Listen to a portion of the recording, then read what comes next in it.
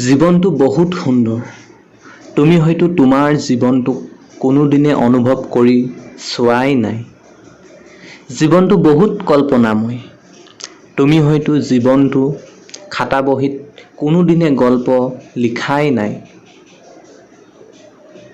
নিজৰ সুখ দুখৰ কথা নিজকে কোৱাই নাই। জীৱনটো বহুত বাস্তৱতাই ভৰা। তুমি হয়তো কোনোদিনে সাহস কৰি এবাৰো ভবাই নাই। জীৱনটো এটা গল্প। তুমি হয়তো এই গল্পৰ এটা লাইনো লেখাই নাই।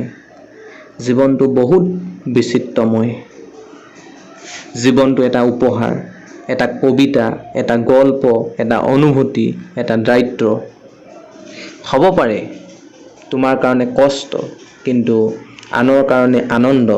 হ'ব পাৰে তোমাৰ কাৰণে কান্দা, কিন্তু আন কিছুমানৰ কাৰণে হাঁহি।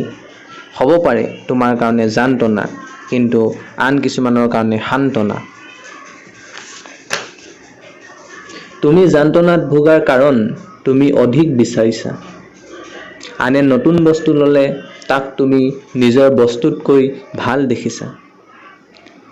নিজৰ বস্তু ভালেই হওক বা বেয়াই হওক, নিজৰ বস্তু সদায় ভাল বুলি ভাবিব লাগে। কাৰণ আনৰ বস্তু যিমান ভাল হ'লেও তোমাক বিপদৰ সময়ত দি নিদিয়ে। তুমি বিচাৰিছা তোমাক সকলো লাগে, গাড়ী বাৰী, গাৰ্লফ্ৰেণ্ড, টকা পইচা, মান সন্মান সকলো।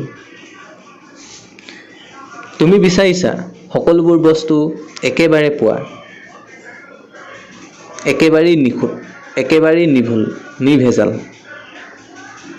তাৰ বাবে কিন্তু সময় লাগিব, সময়। সকলো বস্তু বিচাৰিলেই পোৱা নাযায়। যিকোনো বস্তু ষ্টেপ বাই ষ্টেপহে পোৱা যায়। তুমি একেবাৰে কেঁচুৱা অৱস্থাৰ পৰা এদিনতে ডাঙৰ হ'ব পাৰিছিলা জানো? লাহে লাহে ডাঙৰ হৈছিলা। সেইকাৰণে সদায় মানুহ লাহে লাহেহে ডাঙৰ হয়। Thank U.